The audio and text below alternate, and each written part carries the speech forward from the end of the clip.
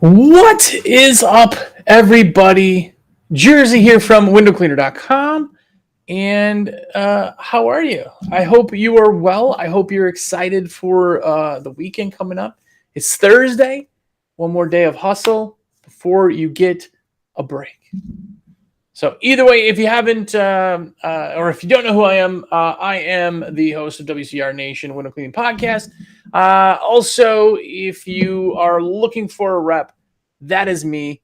I am looking for more people to buy your supplies through me. Why? Because that's what I do. My number is on the screen right now.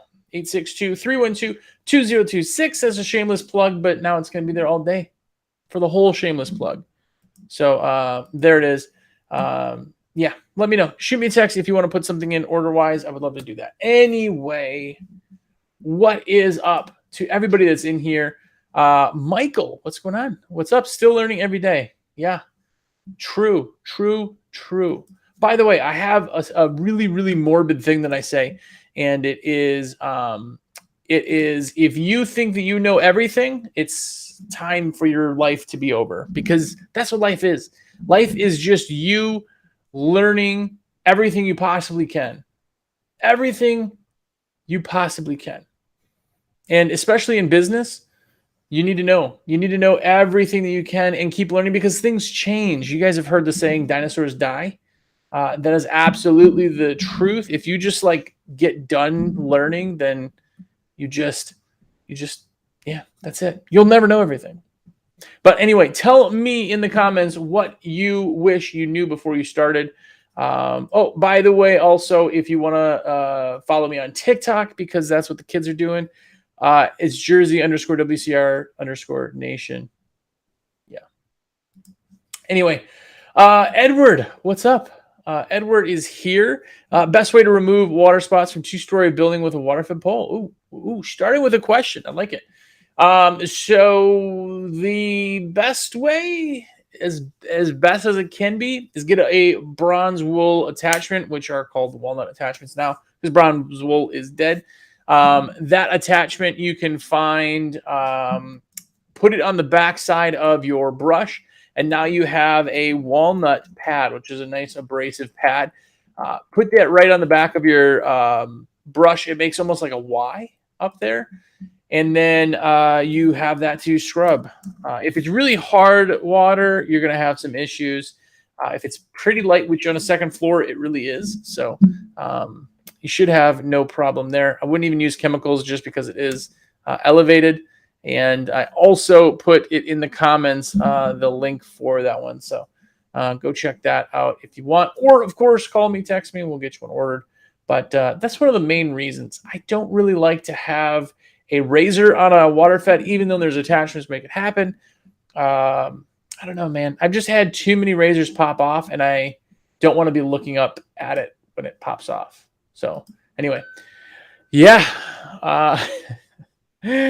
Simple mind. Yes, I always have to hit you with the plug, the shameless plug. Always. It's how I make my cheddar. I got to put it out there. No, there's actually there's a ton, hundreds and hundreds of you who order through me all the time, and I don't have to say it, but I still do, and I still put the number on the bottom. And yeah, speaking of one of those people who will always order from me, and I hope if I don't upset. But super rad dude, Jeremy. What's going on, man? Yeah, exactly. Jeremy said you're not going to know everything. You're just not. You're just not. It's always something you got to learn. But by the way, come in here. Tell me what you wish you knew when you started. And yeah, we'll talk about that. Vincent, what's up? How's it going? Vincent said, hello, Jersey. To pay attention to the shoulder, elbow, and wrist. Ooh, that's a good one. That's a good one. Here's the thing. Not all of us start when we're young, but all of us start when we're younger than we are at some point. And we all think that we are more invincible than we are. And I remember when I first started learning fanning and everything else, you're doing your motion, and all of a sudden your wrist has been bothering you for a couple of days, and you're like, man, I got to get better at this, You don't realize that your wrist doesn't really move like that. Your shins on ladders, your ankles from climbing ladders, your shoulders from holding. This shoulder here is still messed up. And I haven't cleaned windows in years, but yet I messed something up. And apparently it's a pocket of something. And now, like, in the right angle, it really hurts. And that's because I carry ladders over my shoulder like a dummy. So, yeah, 100%. 100%. Keith T said, I wish I knew that stack ladders are the bomb when I started. Yes, stack ladders are absolutely the most for window cleaning thing ever made. Like, it is absolutely made specifically for window cleaning. The problem with stack ladders is that they're not cheap. So a lot of times people are like, I'll just buy a little giant, the like 300-pound ladder that just sucks. Yeah, people will buy that over stacks just because they don't want to spend the money on stacks. But stacks are absolutely amazing. Absolutely amazing. High five to you, Jeremy Pummel, by the way. And KT, what's up? You are here. By the way, do tell me what your temperature is, because I want to know where everybody's at. A big thing right now is things are starting to warm up. So for us in North Carolina, we're going to be in the 70s, like starting in a couple days, and it's just like there for 10 days. So if you watch your temperatures, it is coming, and it's going to be super busy. So get ready for that. By the way, tell me your temperature. One of the big things that I wish that I knew when I started, and this always kind of upsets some people, so sorry, I'm not here to offend, but window cleaning doesn't matter as much as other things in business. When you're new, all you do is focus on window cleaning. Like, I clean the best window. It's just got to be perfect. It's got to be. Nobody cares about that. I know. Some of you think that they do care about that, but they don't. What they care about is the experience. The experience is what you need to excel at. You have to create a great experience because, again, this is a luxury business. What you are doing is a luxury. It's not a needed thing. You need to create a luxury experience, not a clean window. I mean, obviously, you can't do crap work, right? Before you yell at me. Obviously, you can't do crap work. But it's not as important to get the absolute perfect window. It's more that you've given the person a great experience, start to finish, and they remember it.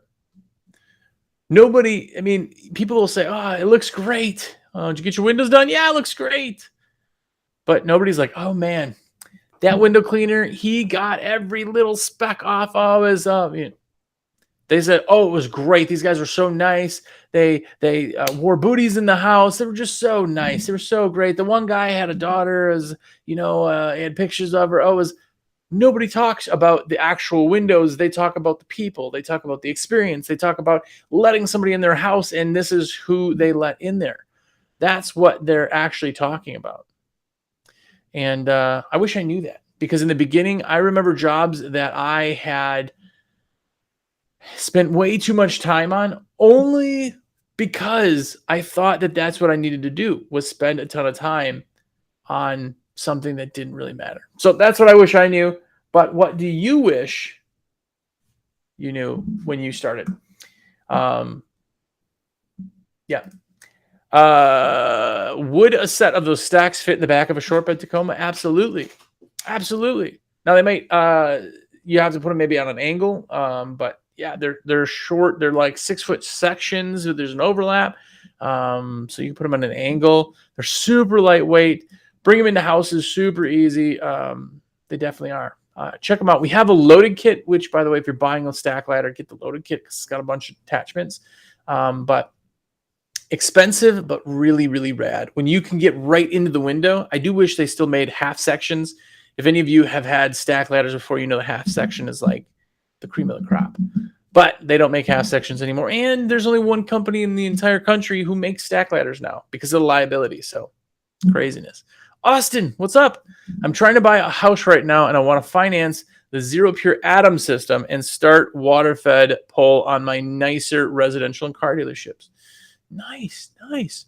Well, you're in a bind because I know a lot of times if you're getting a house or you're trying to apply for that, they may not want you to finance anything, but if they've already pulled all that stuff, maybe you can. I don't know. We're definitely here for you if you want. Text the number on the screen. Say, what's up? It's Austin. And I'll shoot you a finance link if you want. Those finance links, by the way, I can send you in. It tags me as your rep. So you have somebody. You're not just kind of blind out there. So, yeah, we'll help you through, man. We can get that stuff out super fast. Finance is a really pretty easy process, too. KT says 60s and 70s here today, 28 tomorrow night. Well, yeah. We're still not out of it. We're still not out of winter, but we're getting close. It's up and down all over the place here. Yeah. Well, Vincent, you win. You win the suck. -5 Canada. It's probably still Celsius, but still cold. But yeah, sucks. I'm from Wisconsin, and yeah, you guys sent all your cold air there, and I totally know what the heck you're talking about. And so does Simple Mind. A little bit of cold left here in Michigan. Yeah, it's still staying there. Michigan, Minnesota, Wisconsin, like that whole region is really tricky to kind of decipher when things start. Because I remember still wearing a coat in the beginning of June at some points, So you just never know. Keith T, what's up, by the way? Still a little slow here in Colorado. I just sent out a mass email. Nice. Yeah, the big thing is you have to watch that first initial thing. Colorado's another one, by the way. If you guys don't know Colorado weather, depending on where you are in Colorado, you can have 16 inches of snow yesterday and 60 degree days today. So, but yeah, the mass email is going to help, and it was free. If you have emails, by the way, this week's Nation, one of the things we talk about is emails. But anyway, if you have emails, it is pretty much free to send out emails. And people are like, yeah, but I don't want to bother people. Well, look at all your emails. If you get so many that you're just like totally annoyed, then you unsubscribe. I couldn't tell you even the last people I unsubscribed from. There were probably something I subscribed for and they emailed me too much, right? If you guys haven't signed up for WCR's emails, they email a lot. And a lot of you end up kind of not having emails because there's so many of them. Cool. But you never get offended by it. Same thing with emails for your company. KT said, yeah, I sent a MailChimp out to my VIPs. Love it. About to do another one too. Really, really good. Sending out those emails, staying up and staying relevant, because now's the time it's going to be starting to get into people's brains. And you want to be the first one they call because they do not remember you. You think they do, but they only kind of do. Some of my customers, of course, know me by name and my kids and everything else. So I guess it's true they could remember you. But most of your customers just remember you're the guy with the blue shirt on that cleaned the windows. You were really nice. You had a white truck. That's what they remember. So if they go and search for a window cleaner or they can't find the old invoice or they can't be reminded or something, they're going to find another window cleaner they think it was or who answers their phone. So be relevant. Keith just said, can you still cut 6-foot sections into 4-1s, ABS hammer, and hammer the oaks in? I would never tell you to do that, Keith. I think that is totally unsafe and something that you should not do. You should never modify a ladder. It may be dangerous. But can you do that? You can do whatever you want. Once you buy a ladder, it's yours. So doing that, it's completely up to you on what you want to do. VUM today. What's up, Carl, by the way? I'm not quite sure what that means. I'm sorry, but what's going on? Michael said, I wish I knew how to sell. I believe that's sell, where you said sale. That's my hardest part to this. My close rates is 2%. 2% is your close rate? Holy cow.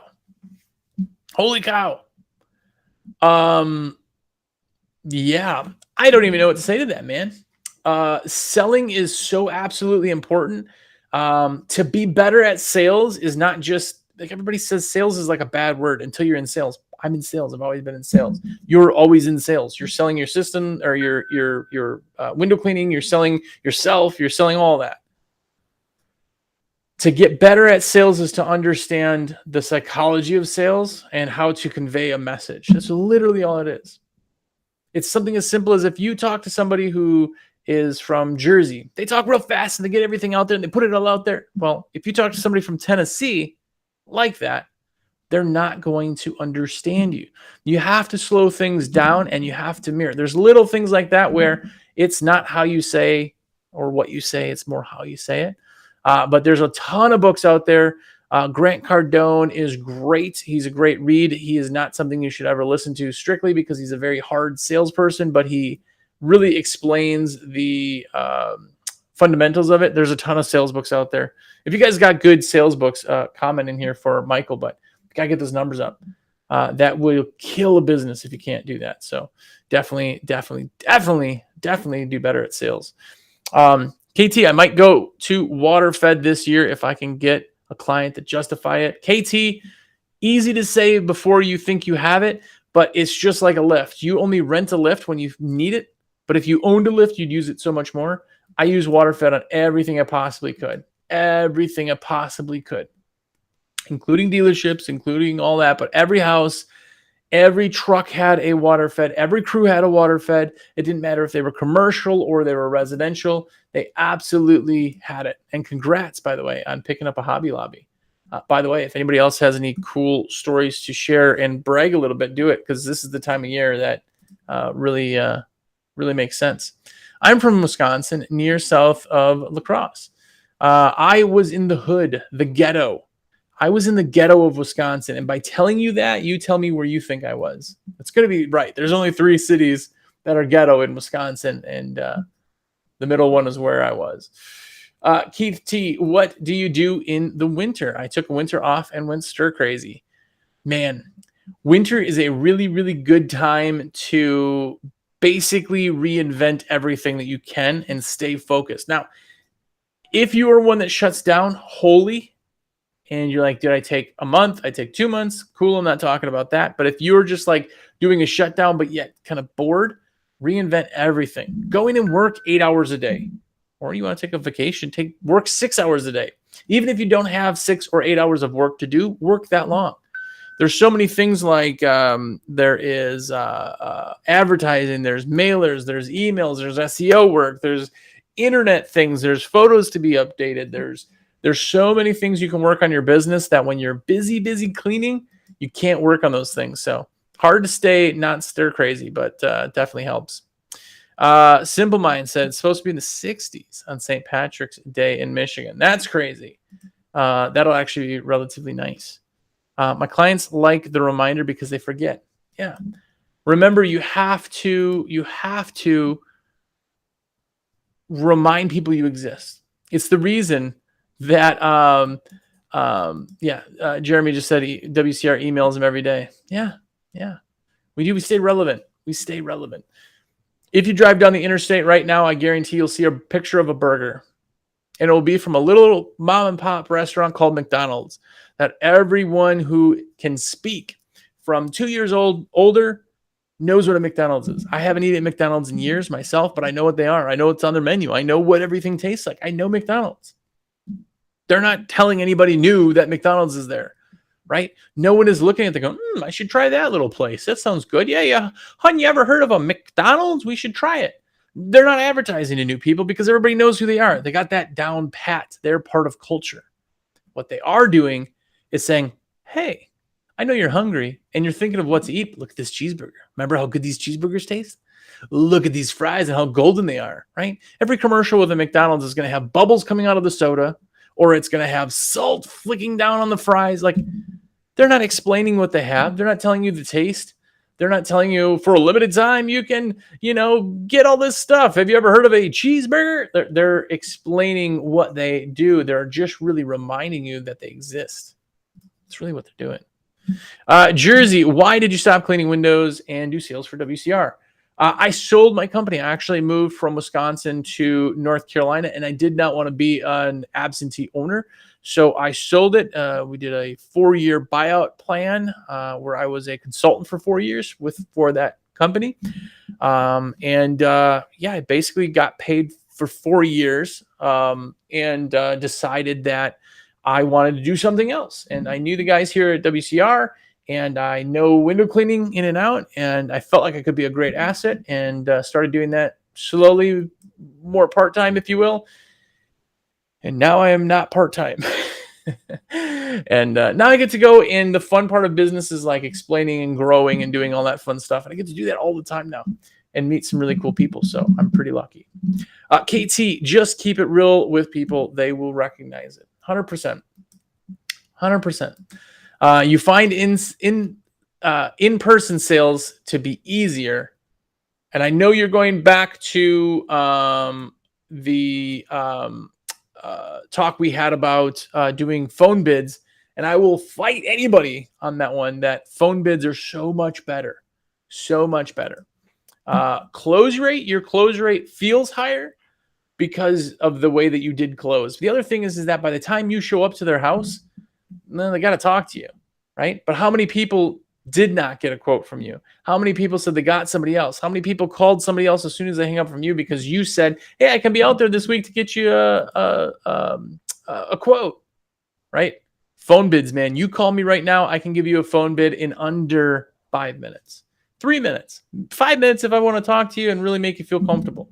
I'm going to give you a price that works. I'm going to give you the date we're going to book it and a time you're going to say yes.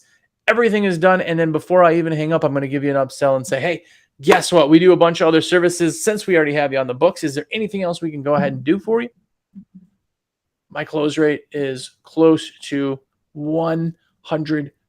It's not really. It's more like 90 something. It should be closer to 80 something, but I'm telling you, I've honed that down. If you're good at talking to people and you know what's going on, the convenience factor increases that. Normal close rate, you should be in the 80s. If you're higher than that, you may be too high or too low priced. If you're closing 100 all the time, you may just be too low price. So keep an eye on that. Lee Wallace, rebuild screens for your customer. Yeah. In the wintertime, that's a great time. It's to do that. You're already out, but yet you know you're keeping relevant. You're doing all that. That's a great idea, Lee. Stone, what's up? I picked up 4 Marcos locate. Ooh, nice. 4? By the way, I love that when you can pick up a multi-store. Really working to build my route in my area. Is there a good way to find store manager contact info? GM stores like Great Clips never have a GM. They don't at every store. So yeah, absolutely. You got to find the GM. A GM is going to hand you 4 Marcos, right? They're going to hand you 6 Arby's. They're going to hand you whatever. I did a quote one time for 99 Walgreens.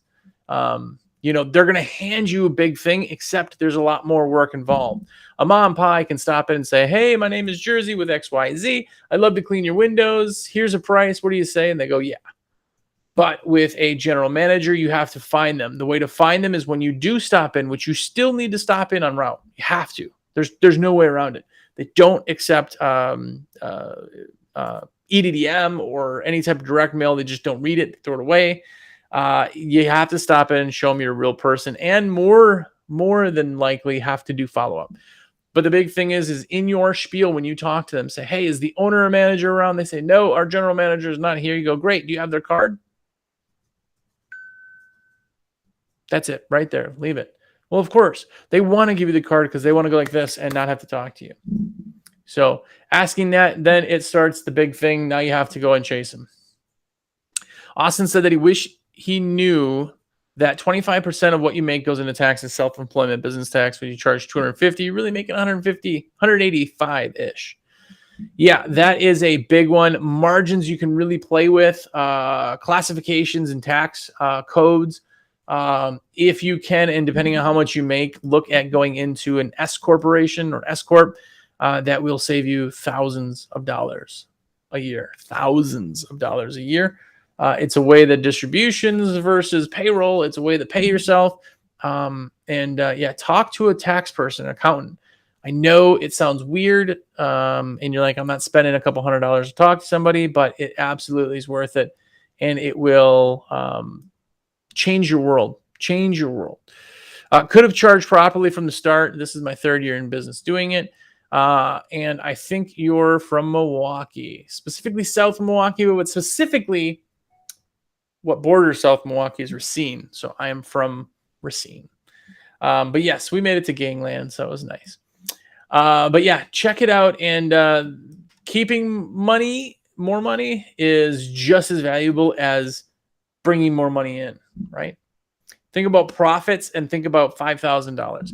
If you profit $5,000, how much work do you have to bring in for that? If you can just change a tax code or change a deduction and make that, it's really beneficial. So yeah, it's definitely worth it. Greg, what's up? Reaching out to people with business experience right away.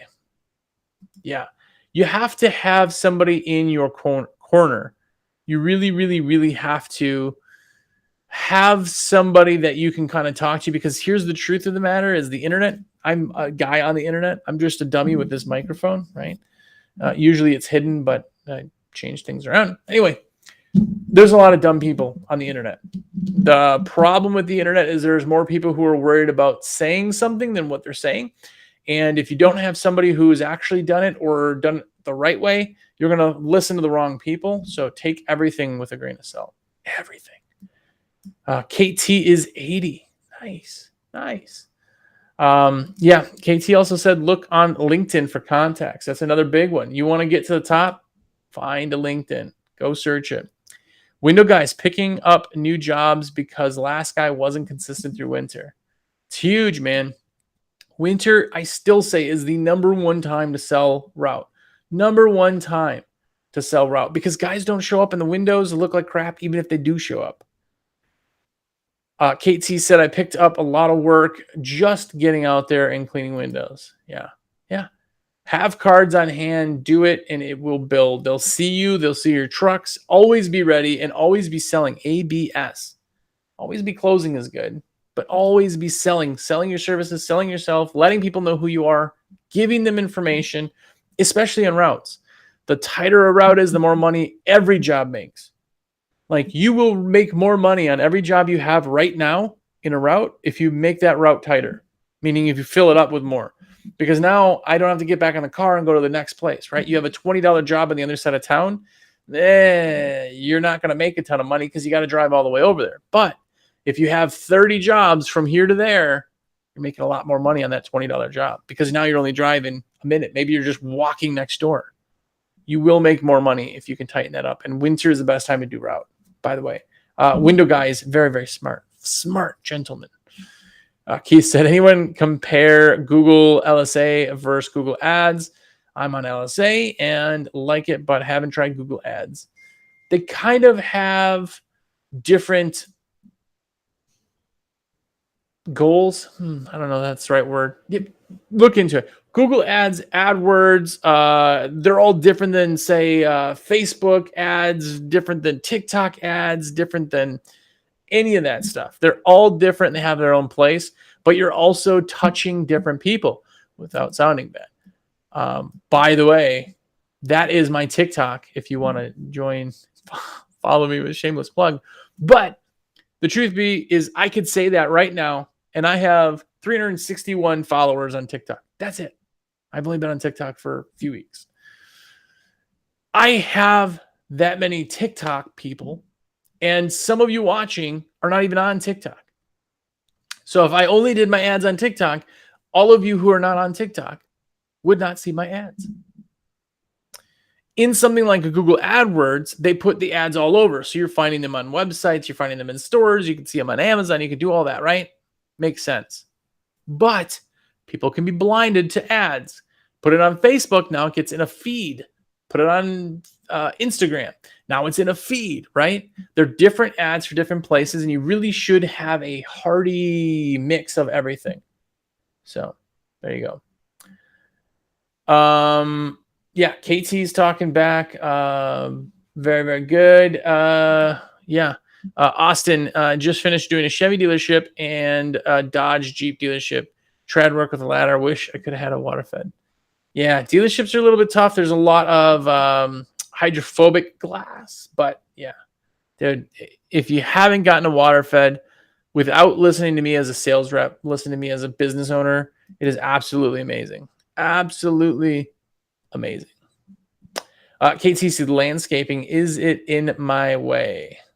Yes. Frequency of cleaning. These are things to look at. Frequency of cleaning. Is there landscaping in the way? How difficult are the windows? There's something called a PETA factor. I'll leave you with that. I'm done for the day here, babbling to you guys. But a PETA factor is pain in the, always charge for a PETA factor, because if I do a simple window or I do a difficult window, the timing is what really matters, not the window. So if there's a PETA fee, there's a PETA fee, and there is what it is. So anyway, I definitely appreciate it, guys. I had my number on the screen the entire time, but if you want to give me a call, or even better, shoot me a text, here's my number, 862-312-2026. That's my cell phone. Check out WCR Nation. It is Nation Day, baby, tomorrow. So check that out. It goes live tonight. And of course, AWC Magazine. Get a subscription. I know you haven't yet.